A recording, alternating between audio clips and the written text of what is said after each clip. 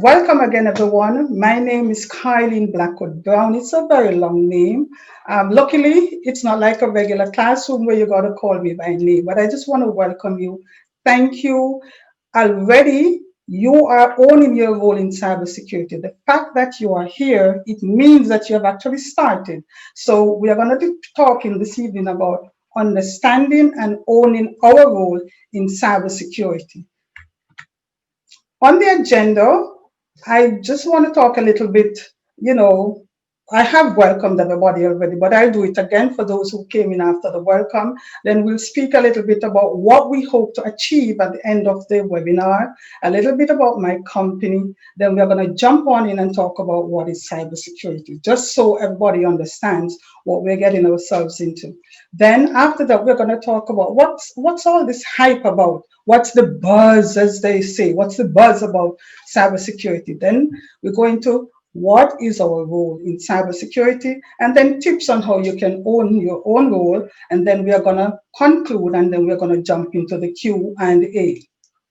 So I have a very ambitious list of outcomes, but honestly though, I really would like at the end of this webinar for you to have a better understanding of cybersecurity. You at least know your role. You feel empowered to own your role. You can now better protect yourselves and your devices online. And then you can also know about how we at Technologically Speaking Inc. can assist you to improve your cyber health. So a little bit about Technologically Speaking Inc. First, we are a cybersecurity and technology consulting company. We are mostly project-based, so we have a team, and when we get projects, then we call in the team. The team is dedicated. It's led by me, yours truly. I have a PhD in information systems with a concentration in information security or cybersecurity. So you can feel a little bit comfortable that you're in very good hands. And we focus on the technical needs of organizations and individuals, primarily medium and small size organizations, because in this category, you usually find companies who want to focus on what it is that they do. And then they would like somebody else to take over their technical operations, their cybersecurity function, because you cannot compete in this environment without taking note of your cybersecurity function. So we like to do that. As it regards to individuals, basically we are left on our own. So if we are not a part of an organization that does the training and keep us abreast and up to date, we are basically left on our own. So we at TSI, short for the company, we can help to take care of you. So we create cybersecurity related consulting. We do a lot of training and other technical solutions. And what we want you to do is to have the skills and the knowledge. So it's a combination. So you know about this stuff and you also know how to do them. That will help you to protect the confidentiality, the integrity, and the availability of all your digital assets.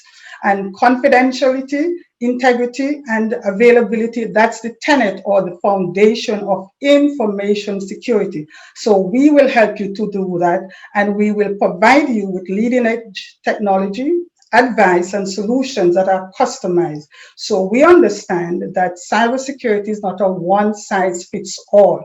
So you come on in, we speak with you, we get to know about your business, your goals, your objective, and then we see how we can help you to achieve those in the most secure manner. So our vision is to fuel and create the path to reasonable cybersecurity assurance for all internet users. So this includes both businesses and individuals. Reasonable assurance simply means this. First, we help you to understand that no one, not the government, not the biggest organization, the giants in the industry, the small person, no one can be 100% secure while on the internet. But what we help you to do is to improve your cybersecurity posture so you can counter the attacks when they come, or you can mitigate the effects if it happens to get to you. our mission is that through research, so we do a lot of research. So when you come to us, we will do the research in your industry. We find out what's happening, and then with innovation and creativity, we strive to produce superior technological services to internet users to empower. And notice how often I'm going to be using the word empower them to securely adapt to evolving technological advancements. So technology evolves every day, right? How do you keep abreast of that? It's part of our mission to help you to do that. We are very happy to also announce that we have partnered with the PECB, and you can go to the website to see what they're about. It's pecb.com. So it's Professional Evaluation and Certification Board. And what they do, they certify bodies of persons, management systems, and products against the ISO IEC standard. So we know that that's a globally recognized standard, and that's what they do. So the fact that we partner with them, at TSI, we can provide you with the training, whether you're an individual want to, be more recognized in the industry, or whether you're an organization and you want your systems to be in line with the standards. You do that. What can it do for you? It can improve your competitive advantage. So it's investment, but your competitive advantage is going to be increased. Or you may just want to improve your cybersecurity posture within your company. And all the topics that we have here, we have business continuity, we have information security, risk management. These are the areas in which you can get your training. So even though we are cybersecurity, the fact that we have partnered with PECB, we have a team along with PECB who will help you to get your training in these areas. So let's now dive right into why you are here. Well, what is cybersecurity? And as you can see, it involves protecting of your systems. Anything that's connected to the internet or cyberspace is anything at all is prone to cyber attacks. So cybersecurity involves the whole tenets of protecting all those systems. And what do I mean by systems? It can be hardware, so it can be any device that you have that you can physically touch. It's your computers, it's your phones, it's your iPads, it's your appliances, it's your TVs, your refrigerators, your TV, your cars, your watches, your doorbell. Anything that is connected to the internet is prone to a cyber attack. So you can be here watching your television, and your television is actually picking up information and transmitting that about you. Software, whether it's your operating system, if you're a Mac person, if you're Windows, if you're Linux, you name it, your operating system and your apps, like your whatever you use for Microsoft, the Microsoft Office, anything, your camera apps, anything that's software needs to be protected from cyber attacks on the internet. Your data, which includes your documents. If you're at work, it's your trade secrets, it's your intellectual property, it's anything that you have, and it's connected to the internet, it needs to be protected. And when we come to networks, now we are working from home, and sometimes we say, do I live where I work, or do I work where I live? Because there's this convergence of the two environments now. So you now have to be protecting both your home networks, your Wi-Fi, and by now we all know that everybody needs to make sure you change your default settings on your Wi-Fi, right? So whether it's at home, work, school, play, wherever you are, it's a network. Cybersecurity covers all of that. So why the hype? Why is all this buzz about cybersecurity? Why do you need to care? So what I've done, I'm sharing some data with you. And as they say, most cases that the data does not lie. So let's look at some of the reasons why cybersecurity is creating a buzz, because it really is very impactful to you when you actually, when it actually hits you. So the average cost of a data breach, and a data breach is when somebody compromises who does not have the authority to access your data. Most times it's external, it can also be internal, but the average cost of a data breach is $3.86 million. For some companies, that's not even your annual revenue. So you can imagine that's a lot. The highest country cost, so the country with the highest cost for data breach is the US. The industry that has the highest cost is healthcare. Healthcare has now taken over from the financial and the retail industries that were heavily targeted. They are still heavily targeted, but now healthcare has overtaken them. The average time to identify and contain a data breach, 280 days. So if there are 365 days in a year, and the average time is 280 days to identify, because most times when you are attacked, at the point or the time when you're attacked, you do not know that, right? So, for you to identify and to contain, the average time is almost 1 year. 52% of breaches were caused by malicious attacks, and 80% were customers' PII, which is your personally identifiable information. So even though this data may sound like it's about organization, so I'm an individual, it doesn't affect me, but when there's a data breach, it's our information that gets out there, and it can be for identity theft, it can be stolen, it can be sold on the black market, and different things. People can take out credit cards in your name, loans in your name. So even though this is from the organizational standpoint, it does affect us as individuals as well.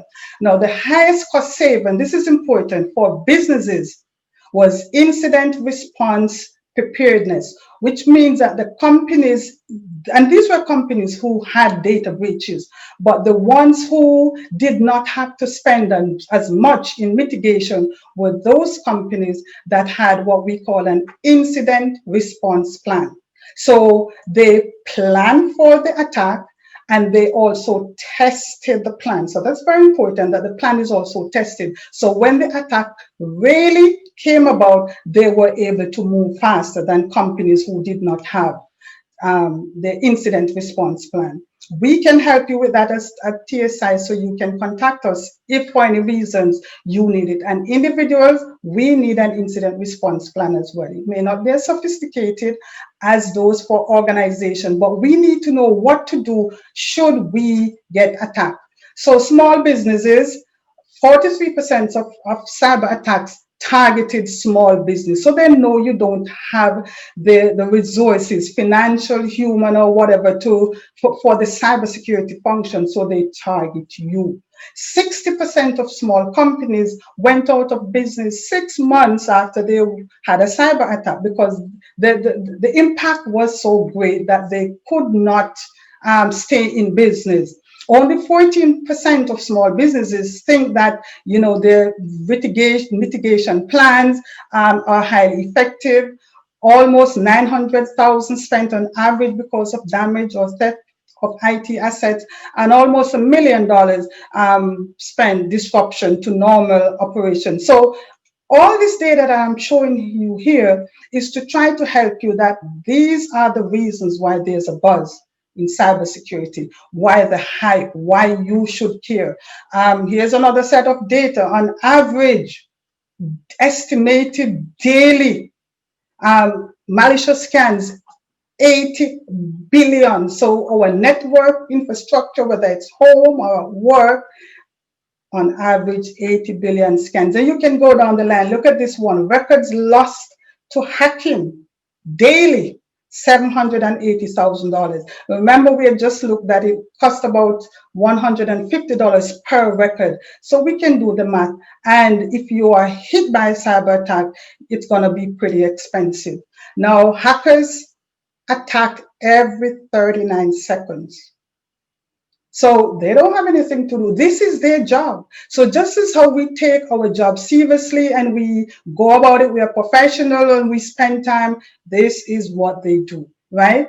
50% of Americans don't know what steps to take in the event of a data breach. And that, I can imagine, extends out to the world, because this was just done on the American people. 83% of enterprise workloads will move to the cloud by this year, right? So what this means is that I saw some research that was done that a lot of data breaches happen because of cloud misconfiguration. So if your organization is actually going to be moving your infrastructure to the cloud, you got to make sure that these cloud providers can protect you and you're not just moving from one vulnerability to another. And the list goes on. Smaller organizations have the highest targeted malicious email. So what then, having heard all of that, what then is your role? Simply, it is to protect ourselves and our devices while in cyberspace. So it sounds simple. So why can't we do that? Because of the evolving nature of technology, and it's also because of the evolving nature of these cyber criminals. So our ability to effectively counter cyber attacks heavily depends on how prepared we are when the cyber attacks come. So starting today, I'd like all of us to empower ourselves with the requisite knowledge and skills so we can counter the cyber attacks when they come. So even though the alarm is going off because of the data that you have seen, let us not get scared. Let us be strong and let us say, I can beat this. And how are you going to beat this? You're going to beat this by getting the knowledge and the skills that's required. We are going to empower ourselves. And when you feel empowered for anything, then, you know, what can't you conquer? So we got to be alert. When you're on the internet, you got to be alert. You got to be aware and you got to be diligent. Now, there's a new thing that's coming into the cybersecurity domain, which talks about system 2 versus system 1 thinking when you're online. So system 1 thinking is when it's more routine and intuitive. So you're not really thinking. It's just like, you know, something happens and that's what you do. So it's like something pops up on your screen and you click OK and then you, oh, shoot.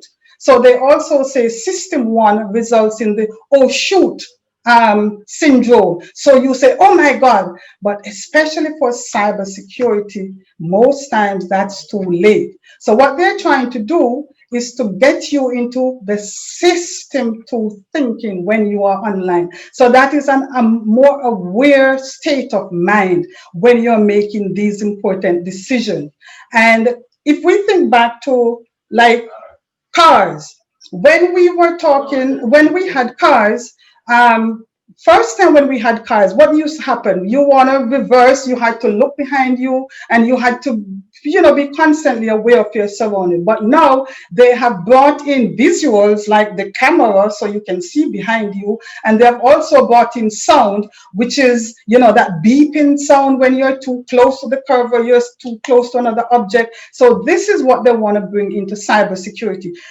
With the system 2, because system 2, most times, system 2 thinking has got to be triggered because it's not the intuitive thing. So an email pops up, there may be something flashing on the screen that, you know, this can possibly be a phishing email, or there's some beeping sound. So guess what? We're going to have to get comfortable with beeping, beeping, beeping, but it is to jerk us into that more aware state of mind when we are making our decisions. So as you go on and you get online, when you get into your vehicle, you adjust the rear view mirror and you look and you check your surroundings. When we are going online, we need to at least exert some form of awareness before we actually go on.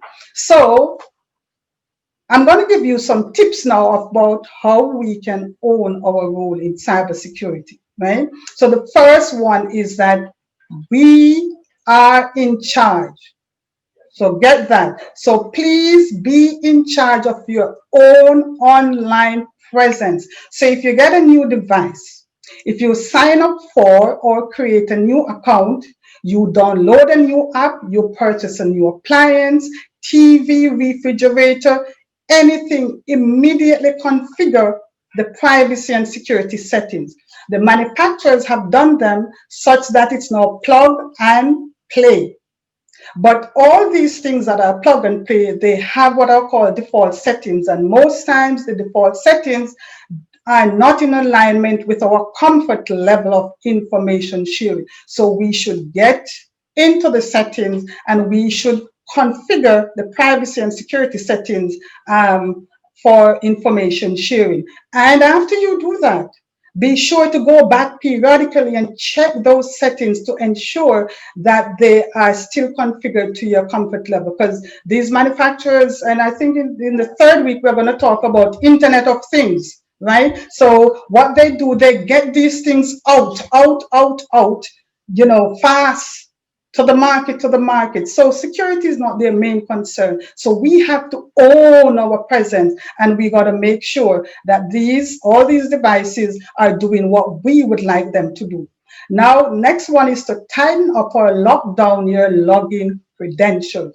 Because if a hacker gets a hold of this, then the same privileges that you have, they will have that as well. So use a long and unique passphrase. And notice the term passphrase. It's not password anymore. They're saying instead of a password, you use a phrase, something you're comfortable with. Not my pet's name is Alex. No, nothing like that, but something that's unique and something that you can remember, because they say the length of your passphrase is better than the complexity, right? And we are being encouraged to use uppercase, lowercase, numbers. We're encouraged to use special characters, but how easy are those to remember? So if we have a phrase or a sentence, it should be, they say, at least 12 characters that you can easily remember. And in there, you can put upper and lowercase, but it's very difficult for the cyber criminals to hack. Also use two-factor or multi-factor authentication. And what this means is that if you log into your bank account, and let's say you're using a different device that's not registered or recognized, they will send a code either to your phone or to your email or whatever you have set up. Because what they're saying, it's going to be difficult for cyber criminals to actually hack into your account and also have your phone or your device, whatever device you use. So use it any service you go at all online, and it's the two-factor authentication is offered. Please use it, right? And lock your devices as well with a PIN or biometrics. At no time should anybody just take up your laptop and just be able to go in. Take up your phone and just be able to go in. So you got to protect yourself. Keep all connected devices clean and up to date. So all software as well as hardware as well, your antivirus solutions, when the updates, you get the notifications for the update, please install them. Because when the updates are being released, what they're saying is that since your last installation, we have found some vulnerabilities, some security holes. So here is something that can protect you. So if you do not install them, then you're even much more vulnerable than you were before. And these can even help you to reduce the risk of malware infection, because the hackers know that a lot of people are using outdated software. A lot of us, we still hold on to Windows 7 or an older version of, because we're comfortable with it. But Microsoft, no longer supports that. So you're on your own, and the hackers know that. And you can configure the settings for your updates, either to let them, as soon as they're released, to be automatically installed, or given what hackers are doing, what you can do, set up the notifications to come on in, and then you can check to ensure that it's coming from the provider of whether it's your software or whatever. So it's not automatically installed because maybe it was intercepted by a hacker, and then instead of you being updated and protected, you now have malware. So do what's best for you in terms of your notification, but make sure that all updates are being installed. And this one is super important. Backup, backup, backup. And what do I mean by backup? It simply means to make an electronic copy of your work and storing it securely in a safe place. So how easy is that? But a lot of times we get comfortable working, and we do not stop to do our backup. So remember when I spoke about the confidentiality the integrity and availability, the 3 tenets of information security. So backup helps in the whole realm of availability. So even if your device falls prey to a ransomware attack, next week we'll talk about types of cyber attacks. Ransomware is where your whole device and everything is encrypted, and they say, we have your data, you gotta pay. You can say, keep it because I have another backup. Because even if you do pay them, there's still no guarantee that you're gonna get back your data clean as you had it. They may even put malware on it. Most times when companies pay the ransom is when they do not have proper backup, and it's gonna take them too long to go back. So if you back up, and somebody say, I steal it, you say, I have another copy. Remember, you're empowering yourself, right? And use the 3-2-1 rule as a guide to backing up your data. Keep at least 3 copies of your data and store 2 backup copies on different storage media with 1 located offsite. So this is mostly for organizations.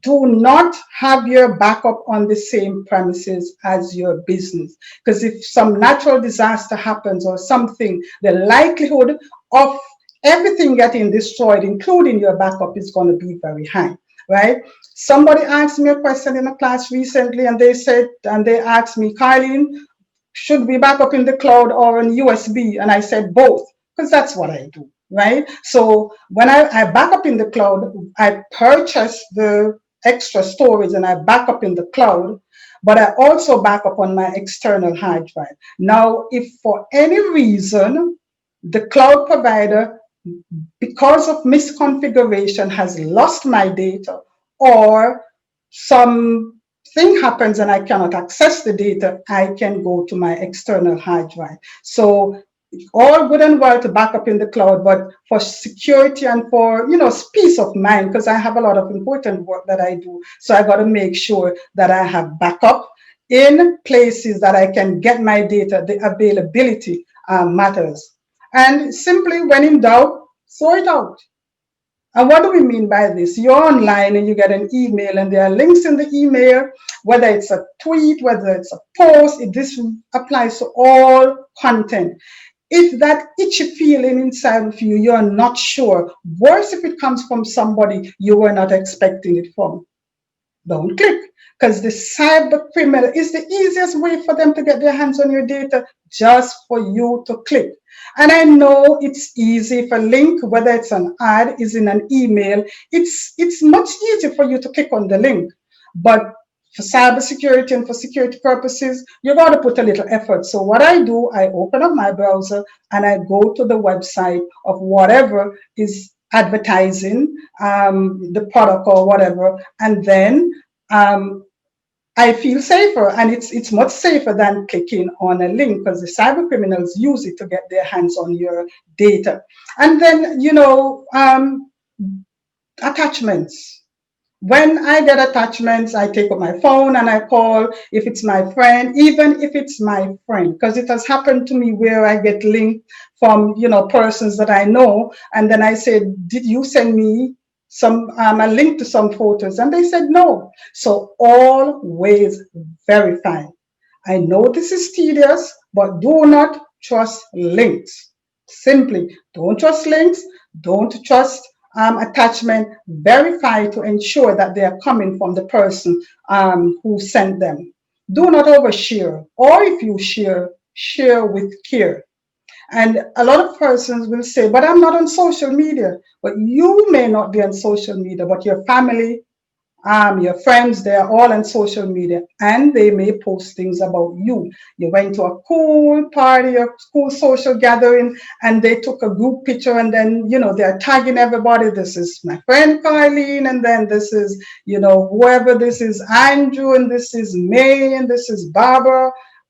It's all out there, right? And then we go and post, help me say happy birthday to my first son, and I give his name. So the cyber criminals know that, okay, at least you have one son, that's his name, and this is his birthday. And then I post something, and what they do, they collect the information, and then they create a profile, and then they can launch. So what the cyber criminals are doing now is that they are actually relaxing.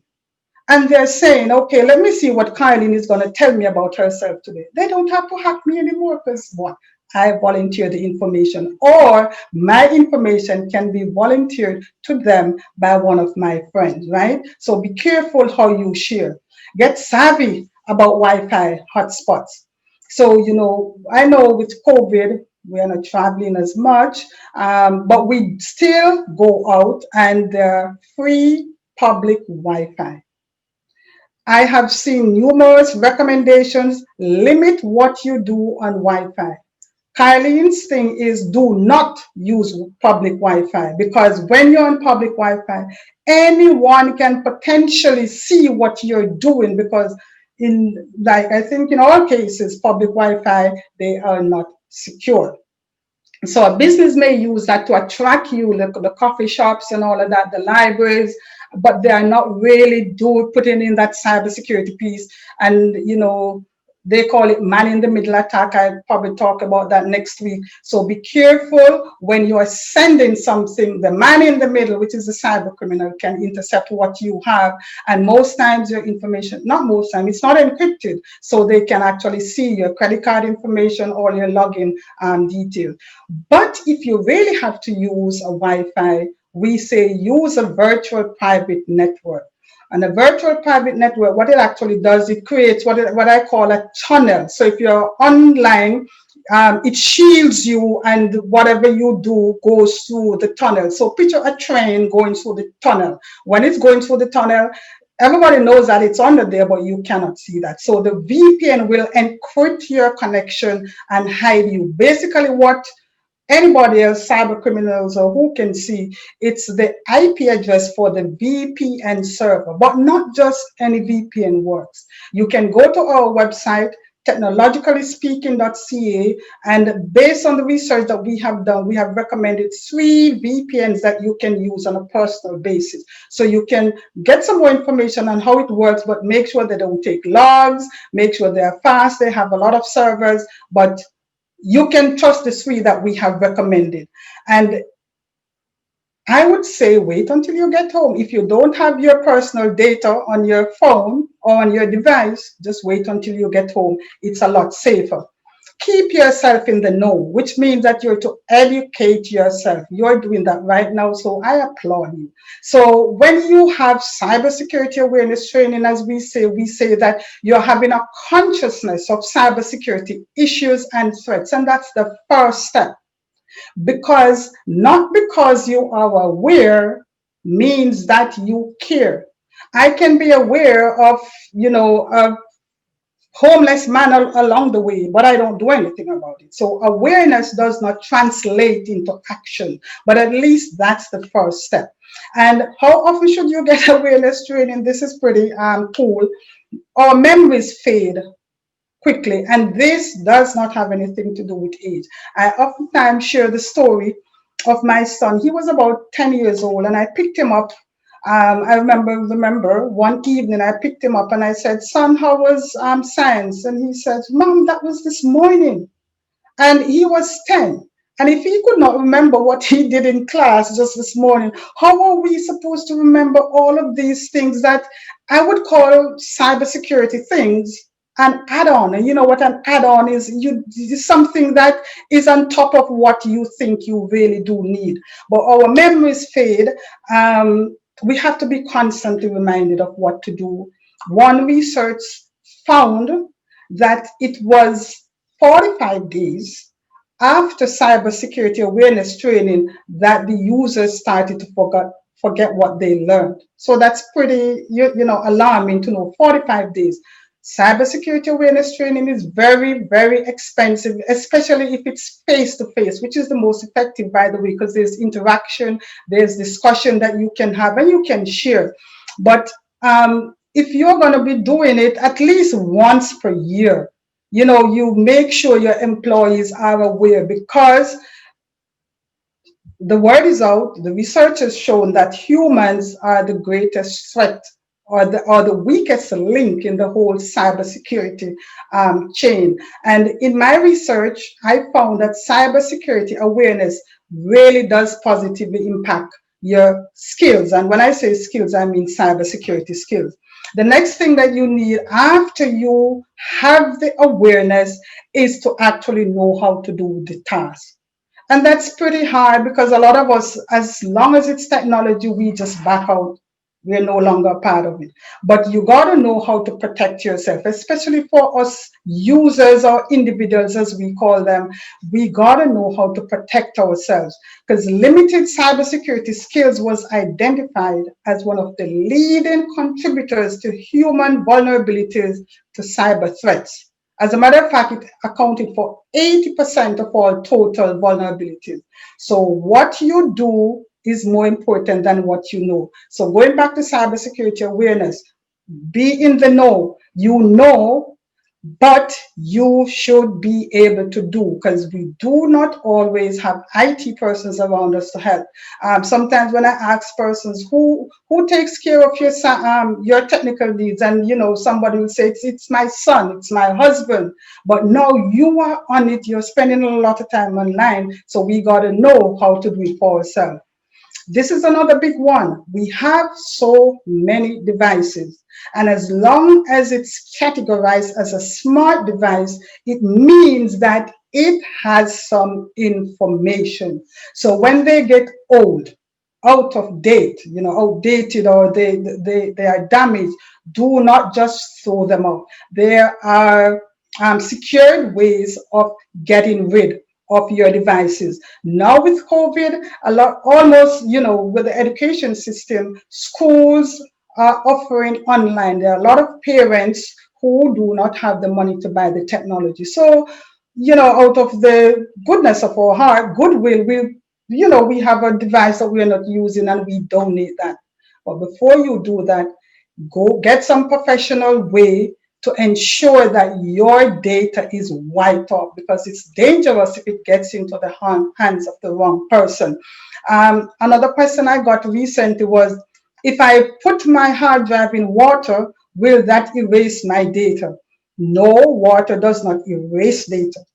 There may be some electrical shortage in your hard drive, but the data is still there. So be careful how you dispose, whether you throw them out or you donate them. A lot of organizations now, when they are changing out, they donate to, third world countries, developing countries, but you got to make sure that your data is no longer on these devices. So in conclusion, cybersecurity is here to stay. Technological innovations dictate this. They keep evolving. Cyber criminals, they keep evolving in their tactics as well. They sit down and they scheme. Some of these, what we call organized crime, they have the hierarchical structure as well. They have the CEO, and they are well resourced, and they have these rings. Sometimes they operate identity theft rings, so they are out to get our data. So it's not like, okay, I've heard you, I'm going to go back to my life. No, this is a part of your life, right? We spend more time online because we depend on the internet more. COVID has proven this. We are online for our food. The other day I wanted just some fries, and I had to order it online, and then I had to go pick it up. Sometimes they deliver it. So you're online for everything. So because we spend more time online, then we are more prone to cyber attacks. So whatever you do, try to get into that more aware state of mind, that system two thinking. And because we are online and we are so preoccupied with the cares of life, try not to get COVID, social isolation, and this is a big one. And it applies to everybody. A lot of us, we live by ourselves, right? I'm in Canada right now, and we are in the fall season. Already we are getting cloudy, gray skies. So there's no sunshine to even brighten up my day. So if I don't know what to do, I can be so socially isolated, because they're saying, stay home and only go out when you have to. Then I'm online. And so I'm preoccupied with all of that, the well-being of my family, my friends. So many things are on our mind. So when we go online, system one thinking. Then we click on something and we click on a link or we download an attachment and the cyber criminals are now into our data, they have our data. So our role is to be aware, be alert, and be diligent. Have layers of security. And if you're not sure what that means, you can reach out to us and we'll explain what that means. Just so imagine an onion. An onion has layers and layers and layers. And you got to peel off the onion and peel off the onion. So if you have layers and layers of security, when the cyber criminal comes and he realizes that after he gets through to one thing, he has several more layers to go through to try to break. Guess what's going to happen? He or she or they are just going to move on to their next target, because a lot of people are out there without any or maybe very little security. So they're not going to waste time trying to break down your security defenses when, it's like, as a matter of fact, before COVID, when, with all of this remote work and everything, what used to happen is that they had a lot of targets. But now with COVID, organizations are now extended into homes. So there's now a whole plethora of insecure devices that are being used. So the cyber criminals, it's like you're at a buffet and then you think you had all you can eat, and then they came out with a whole lot more offerings and you're like, wow, what should I choose? What should I choose? So that's what the cyber criminals are doing. But you can keep them off by having layers and layers of security. Remember, you are in control. You control what you choose to click. So if you do not click, because that's what they rely on, for you to click, they require your participation. Most cyber attacks require participation from somebody else. A lot of times they prey on the employees who are not aware. They prey on us who are not aware. So be in control. And because you control what you click, stop and think before you click, because cyber criminals are always hoping that you click. That's what they do. They pray, they help me, let Carlene click. Oh, it is, and they put these things and they look like the real thing. So that's the thing that they're using. And you click and that's where it starts. So securing cyberspace and your personally identifiable information starts with you. It starts with me. So do your part and be cyber smart. So that's it for this evening. I'm going to move into the question and answer. But before I do that, I just want my contact information is on the screen, so you can take a screenshot if you think it's going to go away before you take it down. But just remember, next week, Thursday, at this same time, we are going to have another webinar. We are going to focus next week on common types of cyber attacks, how to identify them, and how to avoid them. To confirm, don't click on a link, type it in your browser and then check it out first. That's the safer thing to do. It takes more time, but it's better for you to do that. And what you can also do is to bookmark your links, like for your banks and for your email, bookmark. Oh, and this is another one. Log out of your emails or your applications that you use online at least periodically. Because one, it helps you to remember your password. Because you're always on your computer. What if you're not home or you don't have your device and you got to log in? A lot of us, we don't remember our password because we open up our emails and it's right there. So occasionally you will log out. So you can just system 2, I probably call it, to trigger that memory of what your password is. But when you see a link in an email, and what you can do, use your mouse. If you have a mouse, you can use your mouse and you can hover over the link, and then you look in the bottom left hand. I've always got to be doing this, your bottom left hand corner of your screen, and you can see where the link is going to take you. And if it's not the same as what's in the link, do not do that. If you're on a device, your touch screen, what you do, don't tap on the link, but you press and hold down the link, and then you will see the address to which it's going to go. And then if you don't trust it, don't click.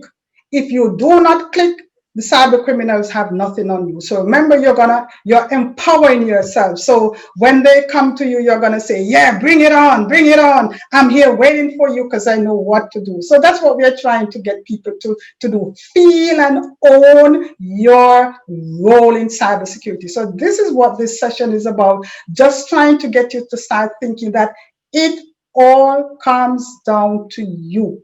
Just trying to remind you that you play a role. Times and times again, it has been research on top of research has shown that the weakest link, we are the weakest link. So if we empower ourselves and get strong, and that's why organizations need to spend the money on training the employees so they can be aware, because you invest in a lot of stuff, but you got to also invest in your employees to make sure they know, because we are the ones who sit at the computer and we make the decisions. So even if we have our information policies in place, compliance with policies is very low, right? So policies alone cannot work. We got to make sure that we comply with them. At home, you talk to your kids, talk to your family. Now it's Cybersecurity Awareness Month. Get the family together, have a tech talk, find out what your children are doing online, and then you can caution them about the dangers that are there, right? So that's it for today. I'm very happy that you were able to join, and I'm hoping that next week I'll have a lot more of you, and you also tell your friends and you tell your families that, come on over, you can learn something, because at the end of the day, I want you to put all of this in practice. So awareness is where it starts. After awareness, then you start to get the skills. So when you're ready to get the skills, reach out to us, and we can help you to get the skills that you really do need. So you can, what are we trying to do? Empower you. We are the empowerers, and we are going to feel strong. And today, it's not about feeling scared. We cannot let these guys outsmart us. We can combat, we can counter, we can mitigate, right? It all depends on you. Remember, prior to 9/11, when we were traveling, we just try to get to the airport just in time to get onto the plane, because security was low at the time.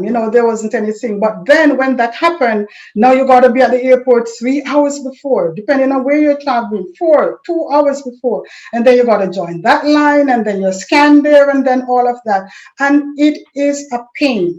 But honestly, when I do sit in a plane now, I am not 100% sure that nothing will happen, but I have this reasonable assurance that they did their due diligence as it regards to my security. So when I sit on the plane, I'm comfortable. So it's the same thing. We used to just jump online and have fun on the internet, and we do whatever we want to do. But with all of these cyber criminals, all of that is now gone. But we have to protect ourselves. It's an add-on. You got to be motivated to do it. You're not tech savvy, but you got to learn. But you can be taught. So I've had classes where people, Carlene, I don't know anything. And those are the people I say, come. And then we work together, and they feel comfortable, because you got to know. If you don't know. But the thing about cybersecurity is that ignorance is no excuse. No longer can you sit and ignore because it affects you. You go online for everything, right? So be safe from COVID. That's your physical health. But today we were also talking about your cyber health. So thank you again. Have a good night if it's night. Have a good morning, whatever time it is. Thank you. And I hope to see you again next week, right at the same time. Have a good night, everyone.